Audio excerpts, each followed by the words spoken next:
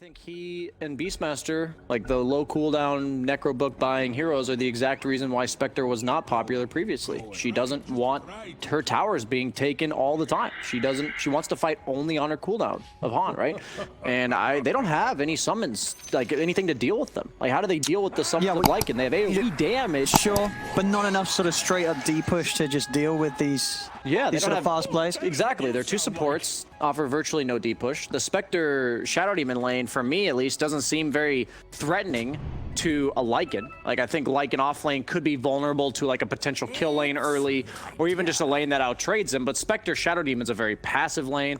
It's kind of just focused on getting that Spectre her game, and Lycan, I think, as an offlaner, conceptually can punish that really well, because he's doing the same thing. He's playing for his own game as well, and his lone game is going to come online way before the Spectre's does. So I personally heavily favor EG in this draft, but VP, if they're ever able to get to that point, once again, same story. Superior 5-man, but longer cooldown dependent on the side of VP.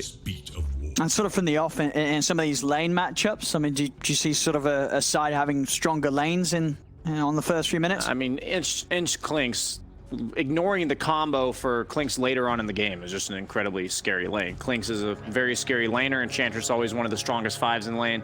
I think Ember versus Invoker is about a wash. I think Invoker's slightly favored in that one, but with all things said and done, I think Clinks and Lycan are going to get the games they want, and that's, I think, just scary for me on the side of VP, because even if the game's even at like 8 to 10 minutes into the game, EG is just is ready to fight so much earlier. Oh, let's see. No one, of course, this Invoker coming through as the last pick, and we'll see what sort of build he goes. I mean, we're still seeing some Quas Wex, some Quas Exhorts across the board. Is there sort of a preferred one here? He's going to start things with the Quas. Yeah, I think they picked him for the Purge, the AoE, Tornado, Mana Burn, EMP. I think that's what it's all about here, especially against the Ember. They have the Shadow Demon plus him to disable this aggression coming out from GPK that we saw a lot of last game. He was playing up in their face all game, and this time around I think they've got better tools to deal with it, as we do see a disruption top. Straight away. He was ready for this. Solo is really good at this. It's one of the things that really distinguishes really good Shadow Demon players to kind of just casual Shadow Demon players, is this disruption and to lock someone in place because you have 3 bodies blocking them. So that was a cool play by VP to look for. It is a really good reaction by Arteezy. Yeah, it was immediately TP. Yeah, he knew that there was no other play than just TPing out of range with that advance from VP. So very quick reaction indeed from Arteezy. Crit dragged the creep wave bottom to ensure that it goes close to their tower. We're kind of seeing remnants of the previous patch where you were allowed to cut creeps all the time, but now you just have to do it a little bit closer to the opponent's tower, which is usually more preventable, but not necessarily by a hero like Shadow Demon, especially since he wasn't there for the first creep wave. As looks like Lycan is getting absolutely a free farm start in the offlane.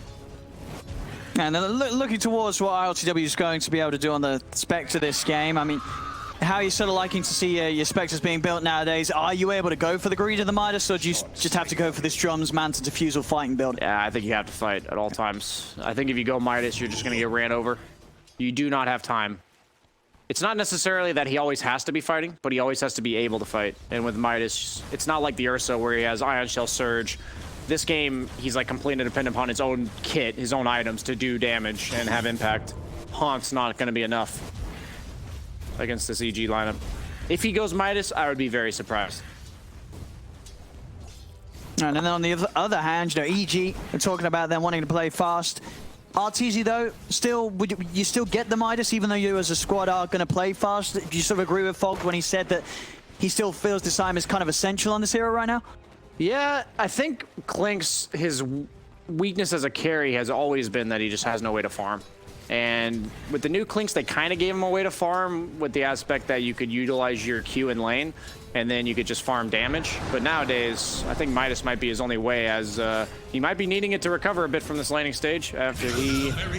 I mean, Reza, we saw last game, Reza have a brilliant time on the Phoenix from the laning stage and onwards, and here in game 2, just never missing his spells, getting max usage out of the Fire Spirits, and if you're able to keep all 4 of them, you know, on top of the enemy carry one after another, it's a hell of a lot of damage. And Clinks early on, it's a very squishy hero in the lane. Yeah, I'm surprised. I thought their lane was really strong top, but the Earth Spirit Phoenix does have a lot of kill potential if the lane's ever pushed out away from the tower, because Klink's pretty much relies on that safety, as we see no one getting the Tornado EMP onto GPK. Smart build by GPK, only put 1 point in the Flame Guard.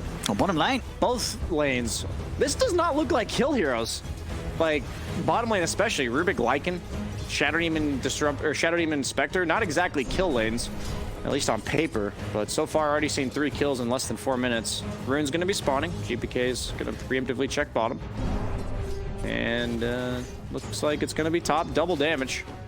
Awesome. Zayat's camping it there. Yeah, he's gonna be able to make sure the GPK can't grab this one, and then no one will be able to pick it, so. The good old 4-minute double damage. Yeah, it's gonna help him with a couple of these waves now against GPK. Already having that lead against GPK. Is he gonna get the ward deny? Oh, purged. He didn't go for the ward deny, and Fly did a good job of getting rid of that double damage rune. After 5 minutes coming up as well soon, we'll see if these side lanes can try and pressure any the respective safe lanes so they get the space to go for it. Solo, it's going for a bit of a harass on to Crit. RTW taking a lot of damage though from Ramses and Crit. Ramses the same though from these illusions, as Ramses will be forced right back here. As the regen looking, salves out here onto the Spectre. Solo ball healing back up to full HP. Crit will be able to grab these 2 5-minute runes, and the same to be said for VP up top. Holding back there the duo of EG.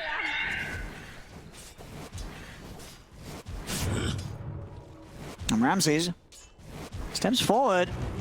Gonna take a lot of damage here from the two of them. Could Crit help him in time? He can't. Ramses will fall to that. Solo able to just go for the straight setup as he just steps too far away from his tower, Ramses. Yeah, surprising he managed to get caught there. They just had to wear him down to half or so before he was ever killable, and he did let that happen. I think he'll just come right back and continue what he's doing, though, so it shouldn't be too bad for him, as Resolution also pays the price top. Looks like we're just distributing deaths equally so far in the early game, as I think Fly takes the lead with 2 deaths of his own. Yeah, Duke's coming out from Zayat. Can Arteezy find that? Are they going to have another net anytime soon on the Troll Summoner? We'll see. Is they're going to continue to chase this dub for a few more seconds. Zayat will manage to roll himself over the fountain back to safety. Again in the mid lane, GPK will manage to get the rune this time round. He heads up towards the top, and no one. He's going to continue to move bottom, try and make an early gank here as this Invoker is. It's a little low on the mana, so not a whole lot he can throw out. We'll just drop the ward, and I think with that, that's all he's going to be able to get done down here. Won't be able to have any impact. Yeah, I think Crit actually saw that ward right as he placed it, because Crit warded the high ground almost simultaneously. So it's going to be a pretty crucial D ward if they can get it. They are trying to shut down the Lycan, I believe, before he's level 6, because they actually have no stuns other than Earth Spear roll to deal with him when he's hasted. They have a lot of slows, but that would have been a pretty crucial window for them to punish. Looks like they're going to try it again, but this time with the Earth Spirit. There we go, straight on to Ramses again. He's the focus. Big lift from Crit, does catch the stun onto the 3 of them. Zayat's off the mark with the stun. May not matter though, as he's able to just body block Ramses. Another rock comes crashing down onto the head of the Wolf. As Ramses taken out his second time in quick succession here in this bottom lane. VP really starting to make sure that Ramses, his game is slowed down, and it certainly needs to be, as he was getting free farm from that bottom lane. Yeah, I'm really impressed with both these teams this series. It seems like both teams clearly have like one or so cores that are meant to pressure the map early and are these pace-setting heroes in the game.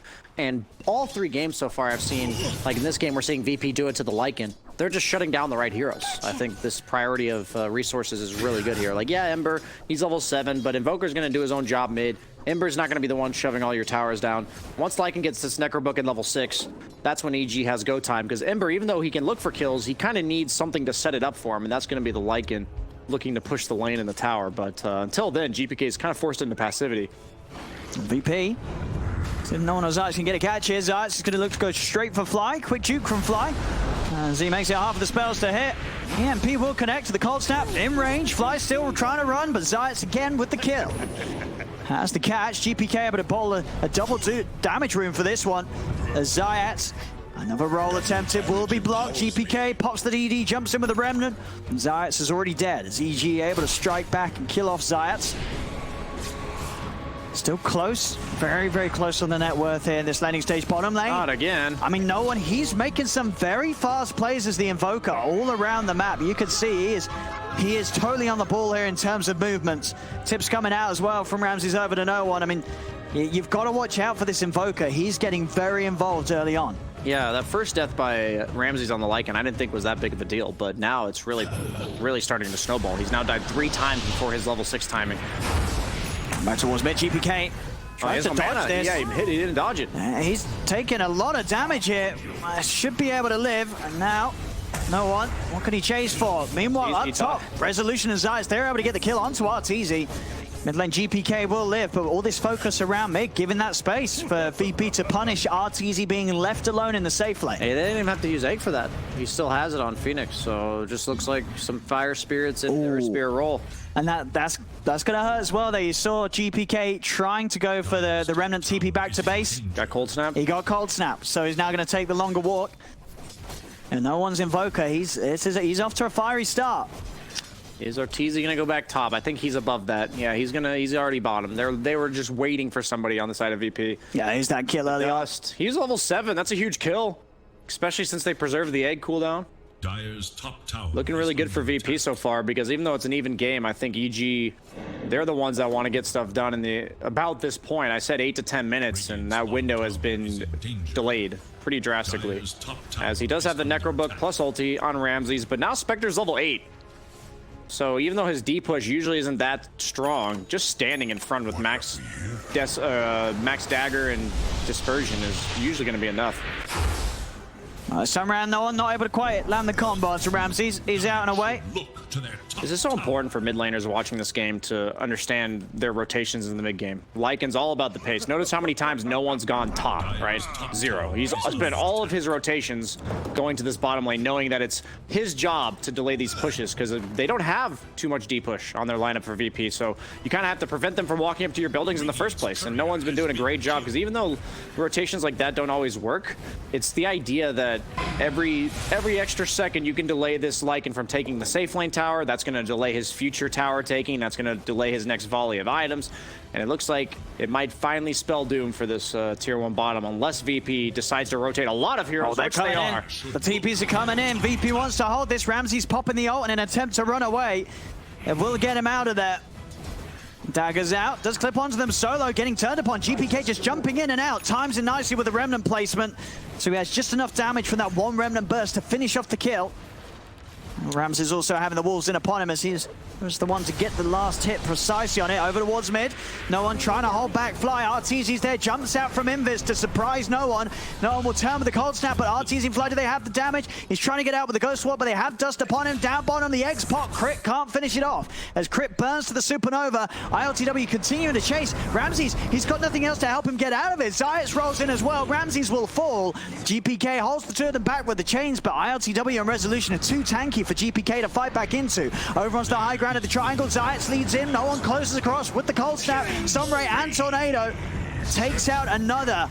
As well, Arteezy's having a look from the side, but he cannot get involved. These 3 heroes pose too much of a threat as VP just continue to play that little bit faster than EG, leading the way 11-4 right now. Oh, I learned so much watching these games. VP's playing so well. I'm not trying to take away anything from EG, but the shutting down of the Lycan super early, and then knowing that EG is entirely predicated upon taking 1 or 2 early towers to then snowball the map control that they want with their heroes. And VP, they know if they have ultimates, you aren't getting anything for free. They're not going to let you get away with, like, they invested everything to defend that tower. And even if they didn't get kills, it would have been worth it for them, because all that matters is making it just similar to the first game where EG was trying to delay No One on the DK. We're seeing VP just trying to make sure Ramsey's first ultimate does not get a tower. There we go, No One. Straight past the tower. He's hungry for more. Goes straight in for Fly. The ticking him down. Fly will pop. Any chance No One sees, he is straight in and on them. Dive forward from Rezo. He's ready to go in deep. There's the horn coming out as well from ILTW. Dagger out to Arteezy, forcing him out to the side. They surround Crit. Crit getting burned down by the Sunray. He's trying to run away, juking through the trees, but they'll find him. Double kill for No One. GPK's got the chains down to the 2 of them. Zayas, he rolls straight across there on top of Arteezy. Again, the cold snap from No One. Arteezy falling low. He goes down. Silence onto GPK. The Tornado from Nora removing the Flame Guard. GPK will finish off solo with the Sleight of Fist.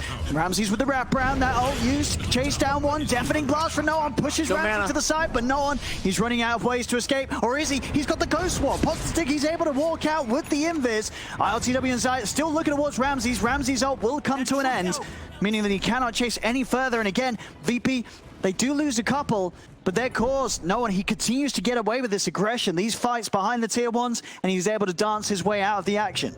You'd look at VP's lineup and say, okay, ults are on cooldown. There's no way this would be able to push towers, right? But I love the way they're reading the map. I'm actually just like fanboying over your VP right now because you know when you kill the Lycan and you have no cooldowns that he's just going to walk right back at your bottom tower. So instead of trying to contest him directly, it's actually a more passive move. Like you're representing less strength by pushing the opponent's objectives to try to trade and forcing EG to basically dedicate their resources to a place they don't want to. And even though Lycan got bottom tower, they get 3 kills in return on the side of VP, and now their ultimates are going to be off cooldown again as Resolution might get caught though. He's going to pop the egg, and now Ramses, he's stuck underneath it. The cold snap and the EMP. Ramses, he's got no escape. He's caught underneath the supernova. They'll kill off the Lycan yet again.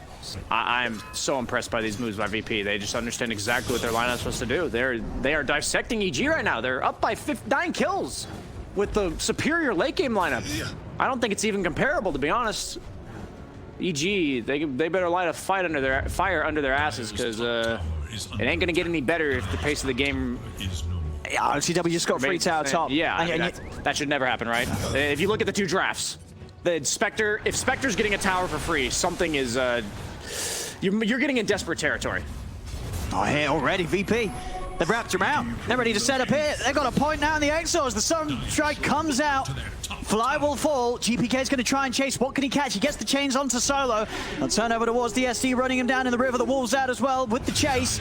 All Solo's courier also potentially in trouble. He'll keep it safe, but he'll fall himself. Deafening blast from No, pushes the 2 in the back. The ice falls down. ILTW in with the dagger on to crit. The Rubik falls. GPK trying to turn towards Zayt, but Zayt is pretty tanky. GPK, he puts out a defensive remnant. He's ready to jump his way back out of there as he's got to be careful. VP still with the 4 of them around. GPK can't fight into these 4 heroes.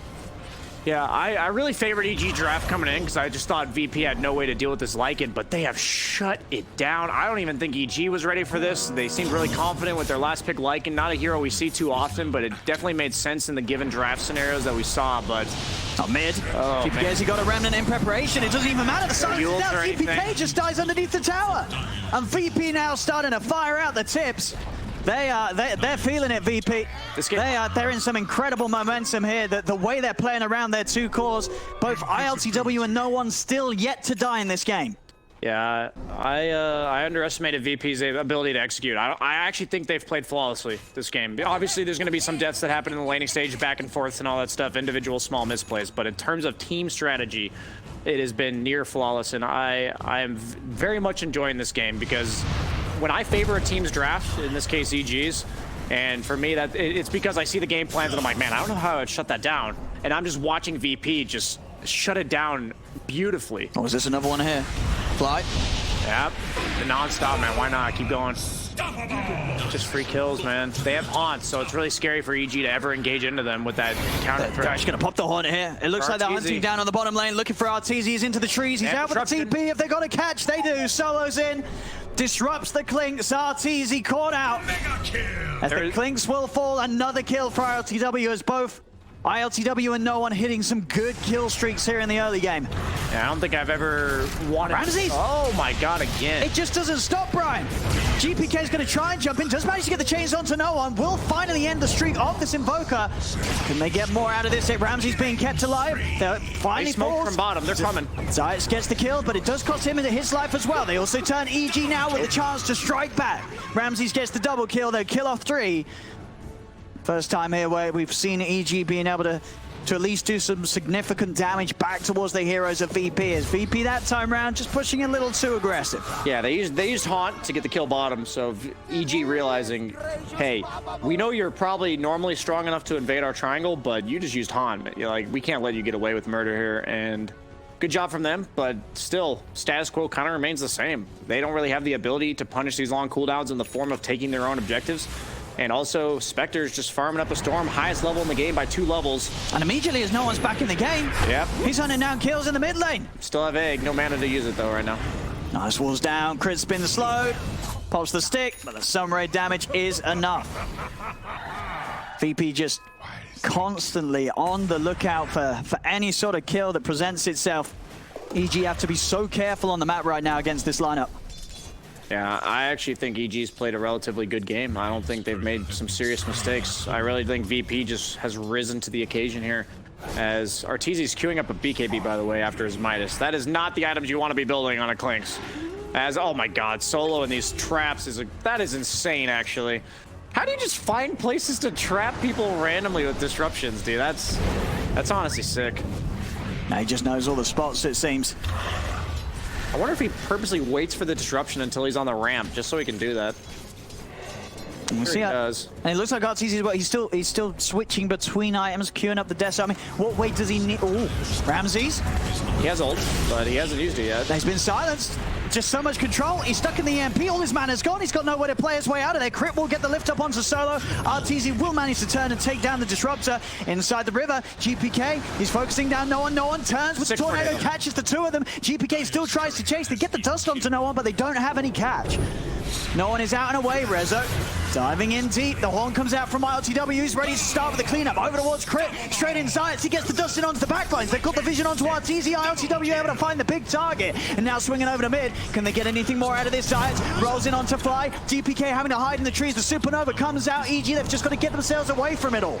They cannot fight here. No One. Extra setup onto GPK. Playing around him with the Yules, the Tornado, the Sunray, and the Cold Snap. GPK, he's stuck, taken out. Triple kill for ILTW as well throughout this fight, as ILTW and No One remain far at the top in this game. Just in case I don't have time to talk about it after the game, assuming that VP does take this game, ILTW has risen above the play level I thought he was capable of in this series. I am thoroughly impressed with everything he's doing. First game as Ursa, I didn't think he'd be able to carry that, and indeed he did. His vision of the game in terms of itemization, how much he has to participate with his team. Same thing goes this game. First game, he hasn't gone for a Midas. On these like hard farming cores. And they get the Rose. They're gonna get a kill on Ramses on top of it. He just knows, man. They did. I mean, EG, they're just falling apart now. Yeah, do you think it's just down to the fact that with their lineup, EG kind of knows that, like, what do they do? What do they do when they're playing from this position with these heroes? Yeah, this is bad. That's about all I got. This is not. I'd say if the game was reversed, where EG has like a 9K gold lead and VP's having to play all defensively, trying to scramble for objectives and farm, that I would say VP have a decent chance to win the game, like more than 0, right? In this case, EG, their lineup does not function from behind at all. Clinks wants to wander around the map, looking for setup kills from other heroes pushing lanes. Lycan just wants to be walking down lanes. Ember is not even survivable this game. They have the Shadow Demon Purge to lock him down, followed up by the Earth Spirit Silence. And EG, they realize that this is basically the GG smoke. You either make something happen here or the game's over. As let's see what they can get there. I mean, there's already 4 heroes of VP around, ready to take this fight. No One broke the smoke. They're going to lead in with the Ramses ult. No One out from the side. The sentry will catch No One. He turns, gets the tornado out to pretty much the entire squad of EG. No One's still on the run, but they jump in with the remnants. They burst down Solo sides, coming in from the side with the silence onto Arteezy. Arteezy, he tries to TP out, but the cold snap was there from No One. Arteezy falls. They did get No One, and they will get Zayat. So EG this time, they lose Arteezy, but they are able to find 3. So this is a situation where maybe I sound like a biased caster, but now what? Like, sure, you killed 3 heroes, you used all your cooldowns, mainly the Lycan ulti, but now the Spectre Haunt's back off cooldown, eggs up, you turned a 9K gold lead into an 8K, there's not going to be any objectives taken. Ramses is basically a creep now since he has no ult. And they have the horn. Yeah, he's just dead. GPK tries to come in. I mean, GPK's dead as well. Yep, now what? Like, and that's a situation where that's just how bad the game is, right? VP loses 3 heroes, EG makes the best move they possibly could make, and the game just goes right back to where it was. Oof, Owen. It's a rough one for EG. I mean, as you said there, before that smoke, it very much felt like, you know, EG, they've got to go for something. If they don't go for anything, if they don't go for these smoke movements, nothing else is going to get them back in the game.